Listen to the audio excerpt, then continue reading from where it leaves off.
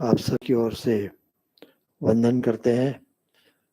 मई का महीना है और जैसे प्रातः प्रवचन में यही बताया बाद में महाराज जी के लिए कि हम लोग यहाँ मई को मिटाने को आए हैं, हम नहीं रहना चाहिए। तो वह जो है वो मई के महीने में पूज्य महाराज जी के साथ हम ये पूरे महीने तक चलेंगे। ईश्वर करे ये जो अहम है हम महाराज जी के साथ ये मई में मिटा दे और फिर बाद में जून की धून मचेगी तो वह अलग होगा।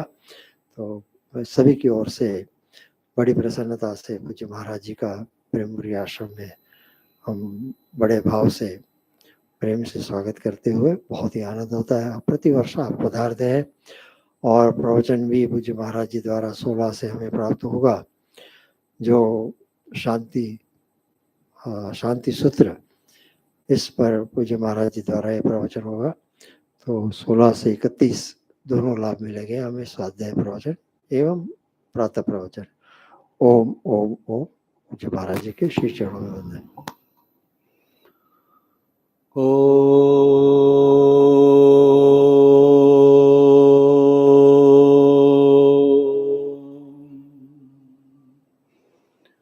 यो ब्रह्माणं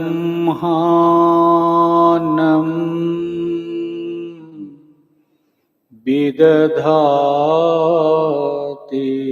पूर्वम् यो वै वेदांश्च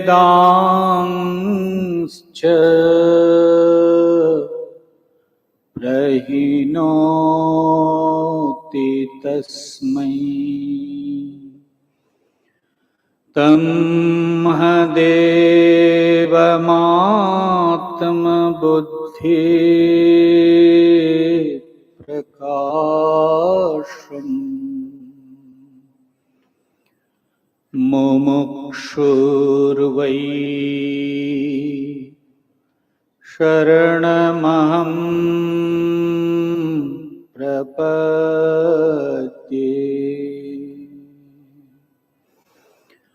शङ्करं शङ्कराचार्यं केशवं बादरायणम् सूत्रभाष्यकृतो वन्दे भगवन्तो पुनः पुनः। ईश्वरो गुरुरात्मेति मूर्तिभेद विभागिने व्योमवद्व्याप्तदेहाय दक्षिणामूर्तये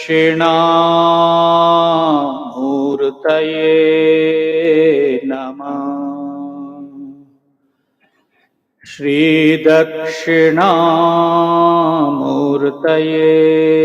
नमः।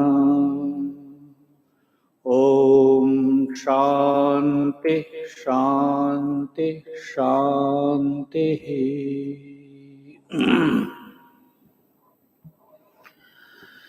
भगवत भक्तजन, सर्वप्रथम आराध्य के चरणों में कोटिश प्रणाम। परम पूज्य प्रातः स्मरणीय प्रेमपुरी जी महाराज के चरणारविंद में श्रद्धा सुमन अर्पित करते हुए आप सभी वेदांत के साधक जनों का स्वागत। भगवत भक्तजन, आप लोगों ने बृहदारण्यक उपनिषद के अध्ययन कर रहे हैं। यजुर्वेद के अंतर्गत बृहदारण्यक उपनिषद के अगर आरण्यक के क्रम से देखते हैं तो इसमें 8 अध्याय है और उपनिषद क्रम में इसमें 6 अध्याय। इसीलिए भाष्यकार जब भी भाष्य आदि लिखते हैं, वार्तिककार टीका लिखते हैं, तो जब काउंट करते हैं तो वो 2 को लेकर के ही कहते हैं। तो इसीलिए ये उपनिषद क्रम में जो 6 अध्याय है, इस 6 अध्याय का ही अध्ययन किया जाता है। भगवत पाद भाष्यकार इसी पर भाष्य भी लिखे हैं।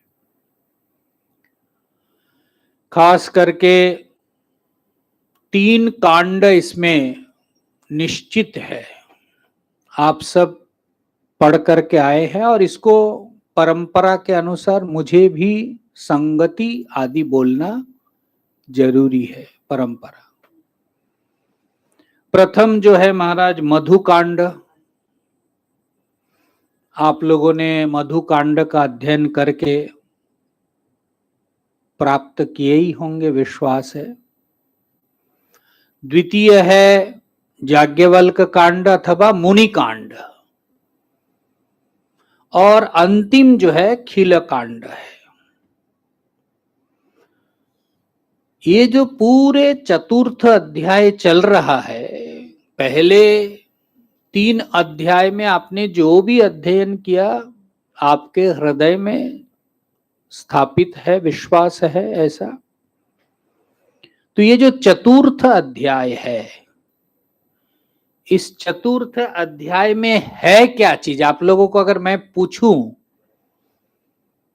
तो कह लेंगे ना आप लोग जरूर, परंतु वार्तिककार इस पर ना सुंदर एक श्लोक, जो आप उसको याद कर सकते हैं, उसी को मैं कह रहा हूं। देखिए, कथिते पंचमे जल्प षष्ठे बाद उत्तीर्यते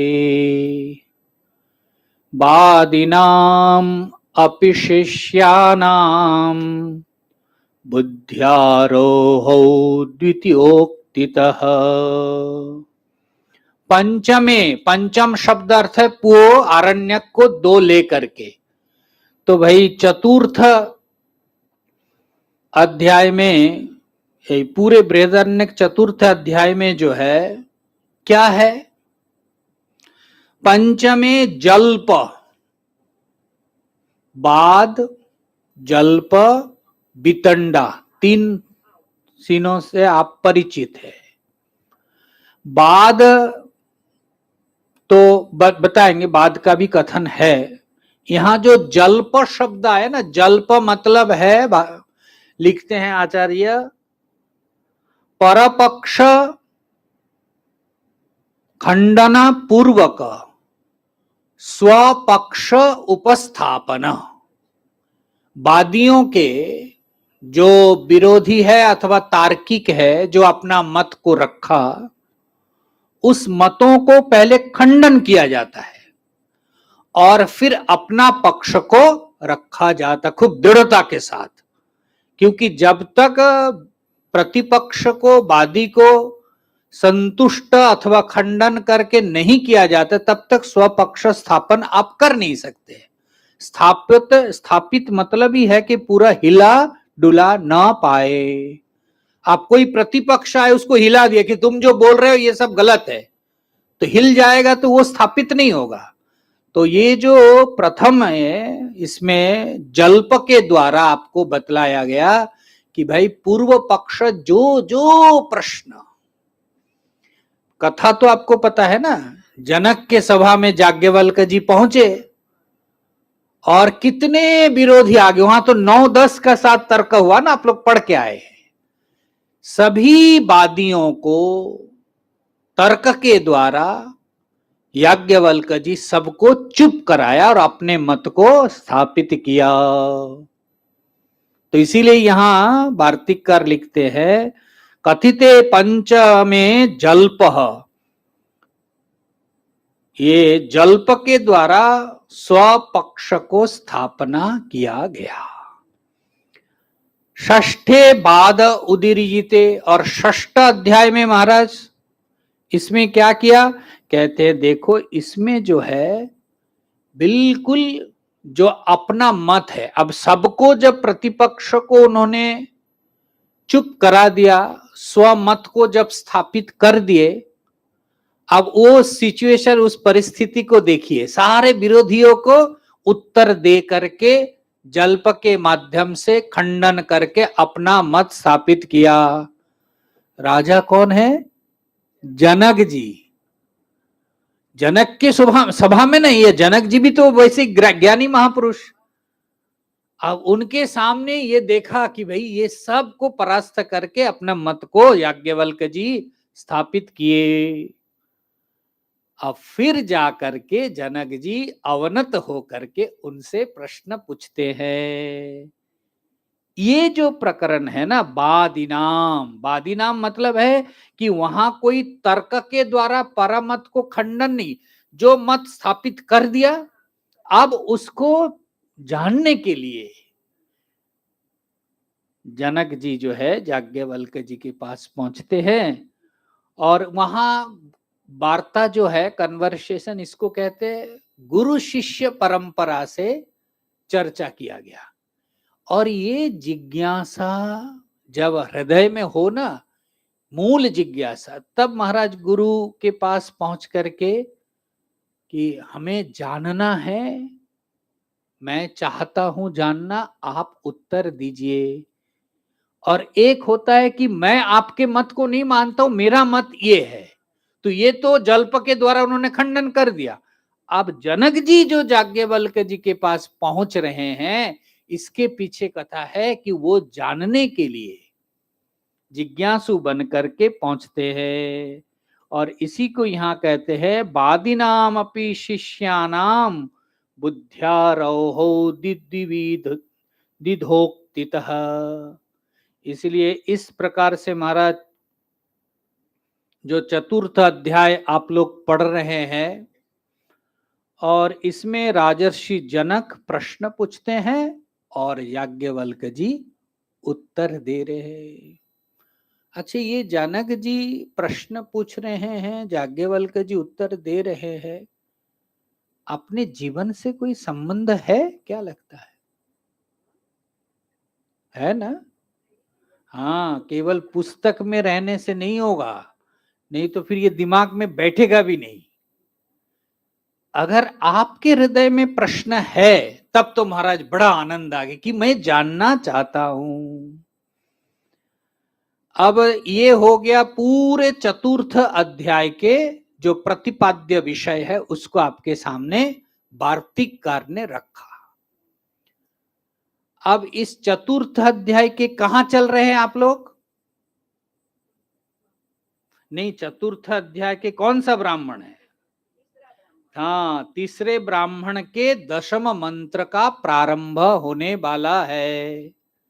अब महाराज ये जो ब्राह्मण है, चतुर्थ ब्राह्मण, इसका क्या वर्णन है, इसको थोड़ा थोड़ा करके सुनना चाहिए बुद्धिस्त होने के लिए। षड ब्राह्मणानि तेषु आद्ये उपास्ति क्रम मुक्तये द्विविधे जाग्रताद्युक्ता प्रत्यगात्मा विनिर्णय। ये श्लोक नहीं है, ये वार्तिककार का श्लोक बोल रहा हूं। तृतीये परलोकस्य मोक्षस्यापि निदर्शनम् दार्ष्टान्तिकं चतुर्थे तु पंचमे बोध साधनम षष्ठे वंश इति प्रोक्ताम ब्राह्मणार्था तथोच्यते अथोच्यते। षड ब्राह्मणानि तेषु आद्येषु, प्रथम ये जो चतुर्थ अध्याय के 4 ब्राह्मण, अब महाराज 6 ब्राह्मण, इसमें प्रथम में क्या है, क्या लिखते हैं? तेषु आद्येषु उपास्ति, उपासना का वर्णन किया गया। मिला कि नहीं? उपासना परक वाक्यों का कथन पूरे चतुर्थ अध्याय के ब्राह्मणों में आपका प्रतिपादन किया गया। और तृतीय में, द्वितीय अध्याय में महाराज वर्णन करेंगे प्रत्यगात्मा, तृतीय में परलोक और मोक्ष के बारे में, जिसका प्रतिपादन करके आप लोगों ने अध्ययन करके आए। और चतुर्थ में महाराज दार्ष्टान्तिक के द्वारा जो स्वप्न जिसका चर्चा कर रहे हैं आप, और पंचम में ज्ञान का स्वरूप का प्रतिपादन करेंगे। तो आप किस जगह पर है? ये जो चतुर्थ अध्याय है, चतुर्थ अध्याय में क्या वर्णन है? हाँ, दार्ष्टान्त दे रहे हैं कि भाई ये जो स्वप्न जागृत, ये जो अनुभविता है, उसको समझाने की प्रयत्न किया जा रहा है। कौन है देखने वाला, इसी को बता रहे हैं। और तृतीय अध्याय के प्रथम ब्राह्मण द्वितीय ब्राह्मण में क्या है उसका भी वार्तिककार सुंदर श्लोक, इसलिए मैं इसको उठा रहा हूं क्योंकि ये श्लोक ध्यान में आ जाए ना, पूरे आपके हाथ में वो करामलकवत स्थिर हो जाते। तृतीय ब्राह्मणे स्वप्न जागृत्या और अति विस्तृता। तृतीय ब्राह्मण में ये जो चतुर्थ अध्याय के क्या है, स्वप्न सुसुप्ति के अति विस्तार पूर्वक वर्णन किया। क्रियते तो हि दृष्टान्तो परलोक विमोक्षयो। परलोक, स्वप्नलोक, जागृत लोक, तीन लोक का वर्णन मिला ना, कि मध्य स्थान में संधि स्थान में रह करके दोनों को वो देखता है। कौन देखता है? हाँ, वो ख्याल रखना पड़ेगा, केवल जगत देखने से नहीं होगा। ऐसा कुछ किया जाए कि हम जहां जाना चाहते वो भी हमको दिखे।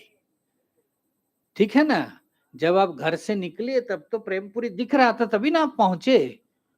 तो फिर आप जब महाराज इस शरीर को छोड़ करके संधि जो स्थल है जिसका वर्णन आप लोगों ने सुन के आए हैं, तो संधि स्थान में जाकर के ऐसे नहीं कि यहां छोड़ा तो वहां पकड़ा, नहीं, वो जो संध्या स्थान है वहां जाकर के महाराज दोनों तरफ देख करके वो देखता है। उपनिषदों में तो कारुणिक वर्णन है। अगर महाराज कर्म गहना कर्मणो गति ऐसा कुछ कर्म कर रखा तो वो संधि स्थान में देख करके वो पता लग जाता है, वो दुखी होते रहते हैं।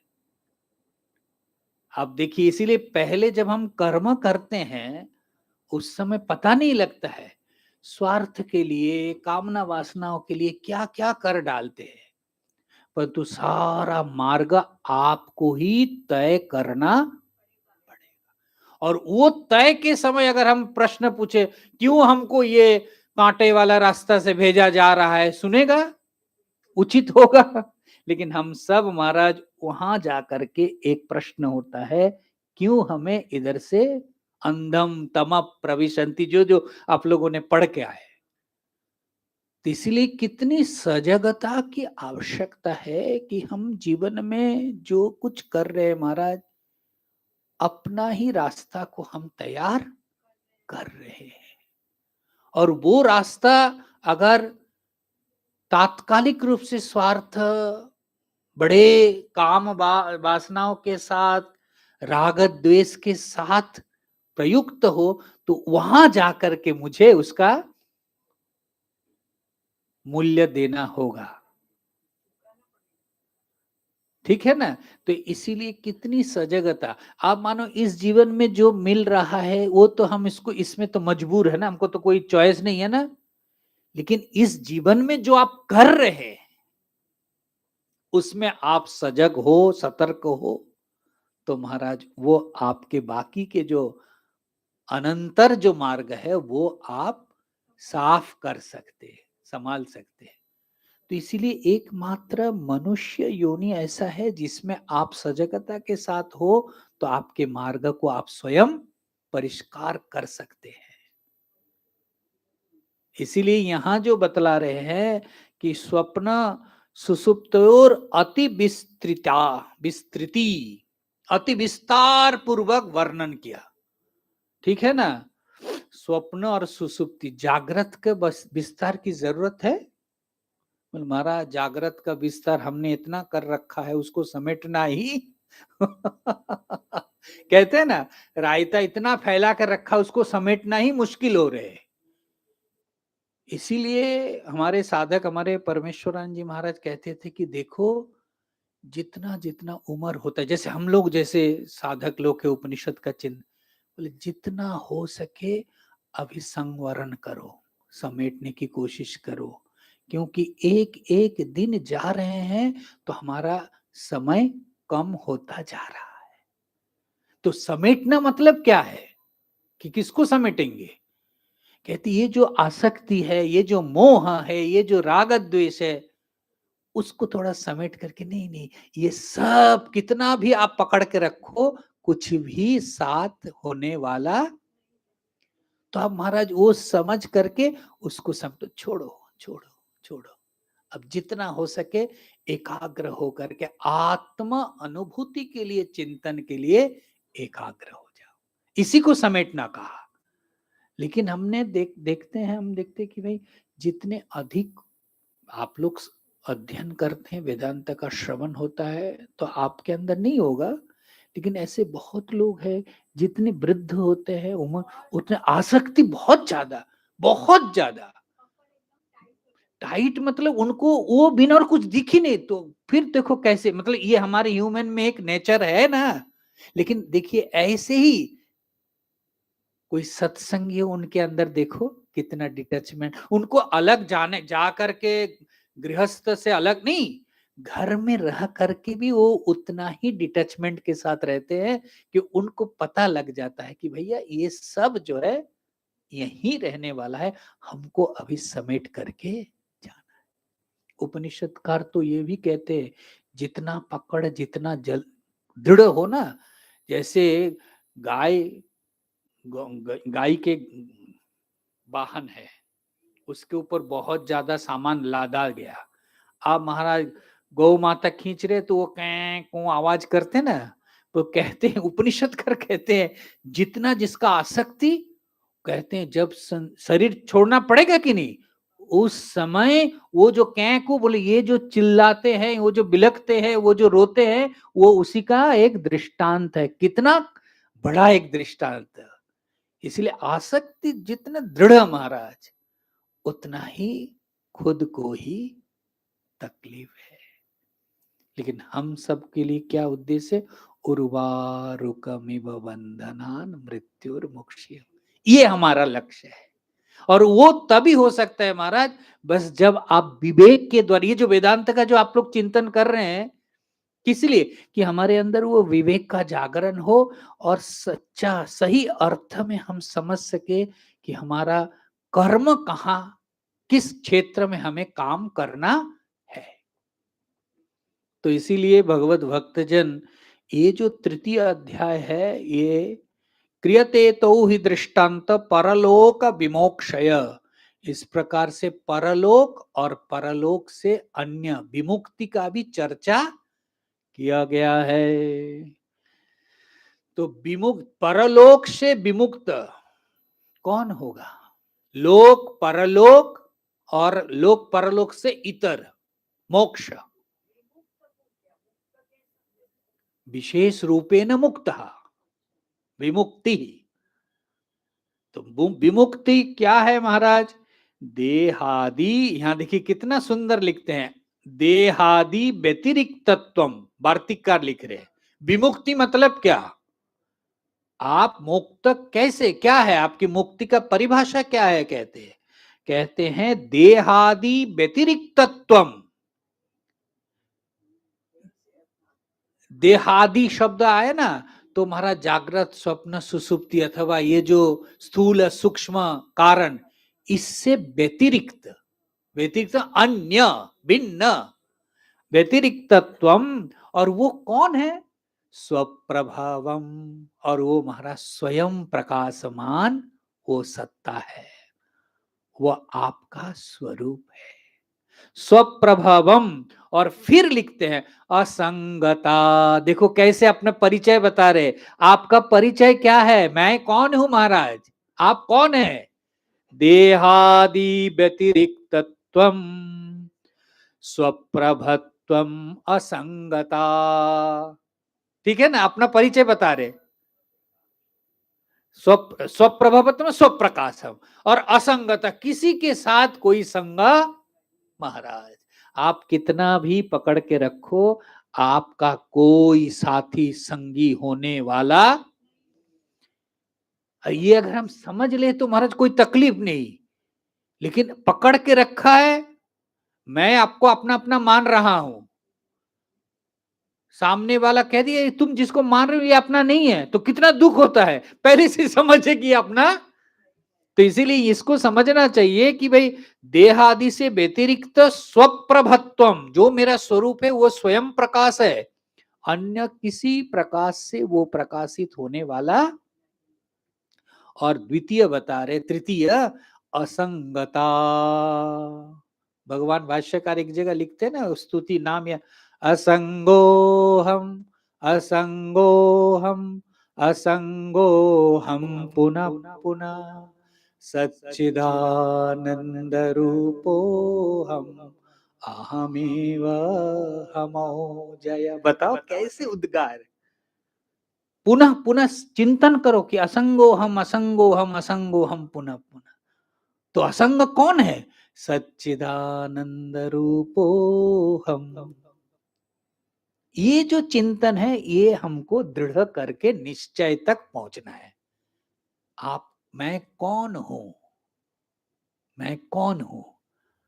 तो जिसको जैसे अपने परिचय को ढूंढने के लिए हम कितना इधर उधर हाथ मारते ना, मैं अमुक हूं, मैं अमुक नामा हूं, मैं अमुक में कर्म है, मेरा ये परिचय, मेरा ये बाप है, मेरा ये माँ है। कहते नहीं, इस जगत के किसी भी परिचय से तुम परिचित, तुम स्वयं प्रकाश हो, अन्य के प्रकाश से तुमको परिचय देने की जरूरत बताइए। इसलिए यहां कह रहे हैं कि भाई देखो, स्वप्रभत्वम असंगता, इसी प्रकार इसी का प्रतिपादन महाराज पूरे उपनिषदों में कथानकों के द्वारा आपको यही बतलाया जा रहा है कि आप जैसे जैसे समझ रहे हैं, जान रहे हैं, उसके भिन्न जो आपकी सत्ता है स्वप्रकाश, उससे भिन्न जो आपके सत्ता है असंगता, इसको जितना जितना आप समझ लेते हैं उतना ही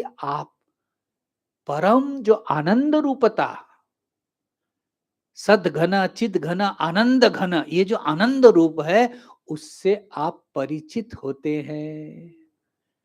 जो आपका स्वरूप है महाराज, जो हमारा अपना आपा है, क्या है?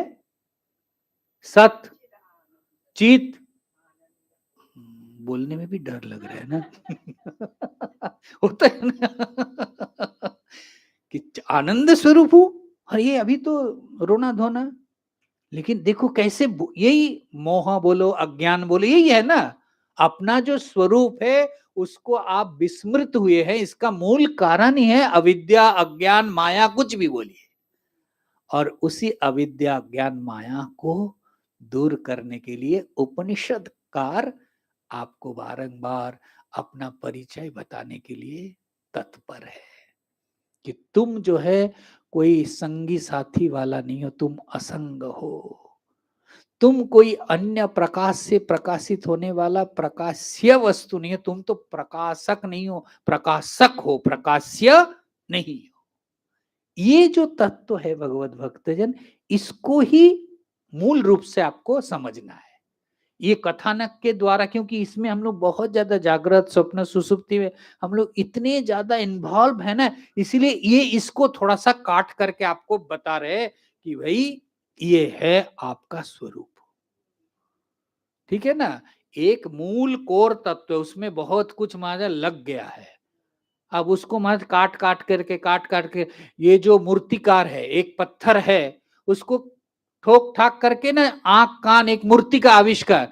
तो ये उपनिषद क्या बना रहे, आप जो मनुष्य बन करके बैठे हैं, आपको देव दिव्यमान जो तत्व है उसको बनाने के लिए उपनिषदकार आचार्य गुरु लगे हुए हैं, ठोक ठोक करके समझा रहे कि तुम जो है ये संगी साथी वाला नहीं है, तुम तो असंग और स्वयं प्रकाशमान वो सत्ता हो जिसको जानने के बाद तुम्हारे अंदर परम तृप्ति, परम पूर्णता और परम आनंद का अनुभव तुम कर लेते हो।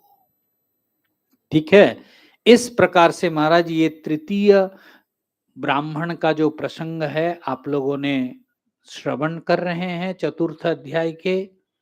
और मूल प्रश्न तो भगवत भक्तजन यही है जो प्रसंग चल रहा है, क्योंकि हमको दसम मंत्र का प्रारंभ में थोड़ा कुछ संगति है ना भाष्य, तो संगति भाष्य में प्रश्न ही पहले उठा रहे हैं ना, तो मूल प्रश्न क्या है देखिए, मूल प्रश्न को याद कर लीजिए, पेज नंबर 125 में देखिए, 12 नहीं 925, 925 में मिला। उसमें देखिए कथम पुनः मिल गया ये 925 में देखिए बीच में ही है ना, कथम पुनः स्वप्ने स्थितः सन उभयो लोकौ पश्यति। मिला नहीं आप लोगों को?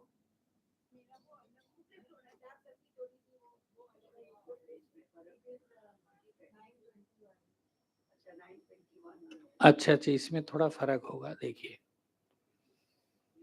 मिला कथम पुनः, हाँ, कथम पुनः स्वप्ने स्थित सन, स्वप्न में स्थिर हो करके महाराज उभौ लोकौ पश्यति, वो दोनों लोक को देखते हैं। ठीक है, कौन देखते हैं?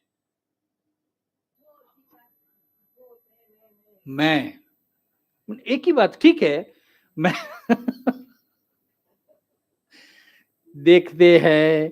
और महाराज वो जो देखते हैं ना, देखने के लिए तो कहां जाकर देखते हैं, कहां से देख रहे हैं? प्रश्न को ख्याल कीजिए, जीवात्मा उभौ लोको पश्यति, दोनों लोकों को देखते हैं। ठीक है, उतना तो समझ गए, लेकिन फिर प्रश्न कर रहे हैं किमाश्रयः केन विधिना। ठीक है, कौन सा आश्रय है और किस विधि, किस आश्रय में महाराज देखने के लिए, कहां वो खड़े होकर के देख रहे हैं, किम आश्रय, और विधि क्या है, किस विधि से वो देख रहे हैं, ये प्रश्न लेकर के चल रहे। भाई स्वप्न में जो आप स्वप्न देख रहे हैं, किसके सहारे देख रहे हैं? मैं प्रश्न का उत्तर नहीं मांग रहा हूं कि आप स्वयं प्रकाश है, आत्मा ज्योति, ये नहीं, खुद चिंतन करना है। ये जो मैं रात को सोया, उठ करके मैंने उठ करके अरे बढ़िया स्वप्न देखा, तो प्रसन्न हो जाते हैं, अगर कोई खराब हो तो दुखी हो जाते। तो चाहे सुख का स्वप्न हो चाहे दुख का स्वप्न हो, ये जो स्वप्न देखने वाला जो मैं, वो कैसे स्वप्न को देखते? भाई जगत में हमको कुछ भी देखना तो प्रकाश चाहिए और इंद्रियां चाहिए, तो स्वप्न में तो न तो इंद्रिय है ना कोई प्रकाश है, तो किससे, किसके सहारे, किमाश्रय केन विधि, नहीं, ये दो प्रश्न मुख्य है। ठीक है ना, ये जो मैंने सुबह उठ करके बोला कि इतना सुंदर मैंने स्वप्न देखा, तो भाई देखा, आंख तो नहीं था वहां, कोई प्रकाश नहीं, तो देखने वाला किसके सहारे देखा, ये मूल प्रश्न है। ठीक है ना, इसीलिए मैं ये प्रश्न को थोड़ा ये कर रहा हूं, क्योंकि स्वयं प्रकाश बोल करके ना शायद प्रश्न से हम डाइल्यूट हो जाते हैं। ये जो हमारे प्रत्येक दिन की घटना है, देखिए इसी को विचार कीजिए, तो देखिए आप स्वयं प्रकाश का थोड़ा भास, आपको आभास मिलता रहेगा। ये जो मैं स्वप्न में सोते समय, सुसुप्ति के पहले स्वप्न में जो कुछ भी हम अनुभव करते हैं, हमारा जागृत के साथ बिल्कुल अलग कैसे हो जाता है। यही आंख कान इंद्रिय सब महाराज बिस्तर पे है, और ये जो बाहरी जितने भी प्रकाश है सब कुछ महाराज निर्वापित है, तो वहां कैसे कौन देखा? ठीक है ना, प्रश्न क्लियर हो गया ना। आप इसी पर विचार है, जितना जितना विचार करेंगे कि भाई वहां पहले बोलेंगे आंख है, ये है, वो प्रकाश है, वो प्रकाश है, सारे प्रकाश को निर्वापित कर दो। देखो कौन है? जिनके पास आंख नहीं है, इंद्रिय व्याघात है, उनके लिए तो महाराज आदित्य कोई भी प्रकाश नहीं है। परंतु वो भी तो स्वप्न में जाकर के स्वप्न देखता है। जागृत में इंद्रिय नहीं है तो उनके पास महाराज ये प्रकाश तो नहीं है, लेकिन वो स्वप्न में जाकर के स्वप्न दर्शन करते हैं। तो इंद्रिय क्या वहां, ये जो तथाकथित जिस जागृत में जिस इंद्रियों को लेकर के हम इतने अभिमान करते, क्या ये इंद्रिय वहां तक इसकी गति नहीं है? तो कैसे देख रहे हैं महाराज? कौन देख रहे हैं? अब देखो कैसे डिटच हो रहे हैं। जब हम अपने को शरीर, इंद्रिय, मन, बुद्धि वाला समझ रहे कि मैं करके, अरे महाराज स्वप्न में ये सब कुछ नहीं है। कौन है उसको पहचानो। स्वप्न देख रहे नहीं तो अनुभव है महाराज, कितना सुंदर हमने स्वप्न देखा। तो भाई कैसे देखा तूने? किसके सहारे देखा? तो देखो जागृत को कितना अनायास और वैचारिक स्तर पर आप अलग कर सकते हैं। यही प्रश्न से ही कर सकते हैं ना। इसीलिए जो लोकायत बोलते हैं ना, जो ये जो अधिकतर जो देखूं तो मानूं, दिखाओ तो जानू मानू, ये सब बहुत बाहरी चीज है, ऐसा नहीं है। इंद्रिय गोचर होने पर ही वस्तु को माना जाए, विश्वास किया जाए, ऐसा नहीं है। ऐसे अतीन्द्रिय बहुत कुछ है। बाकी ईश्वर परमात्मा जाने दीजिए, आप स्वयं ही स्वप्न को व्याख्यान कर दीजिए, बस तभी आपको पता लग जाएगा। मूल प्रश्न ये है, ठीक है? क्या प्रश्न है कि भाई आप स्वप्न में जाकर के जो कुछ भी देखते हैं, किसके सहारे देखते हैं और कैसे? ठीक है? तो आज आपका होम टक्स इतना है। आज 10 बज गया, लेकिन विचार करके कल सुनना है मुझे कैसे देख रहे हैं। और मैं तो कोशिश यही करूंगा कि बढ़िया स्वप्न देखिए। क्यों? क्योंकि स्वप्न देखने से पता लगे कि भाई कौन देखा, कौन है भैया, कौन है ये बंदा और कैसे देखा। कितनी पावर है ग्लास का है, इसको ऐसे खोल करके देखा नहीं जाता है महाराज। अब इसको देखो, स्वप्न में महाराज दूर दूर कहां कहां देख रहे को। अब कौन है, कैसे? तो अब इंद्रिय की गति प्रकृति क्या है? अब जिन्होंने ये इंद्रिय को बहुत प्रबल मान रहे हैं कि भगवान है तो दिखाओ, आत्मा है तो दिखाओ तब मानो, अरे भैया अब बताओ कैसे मानेंगे, कैसे विश्वास करेंगे?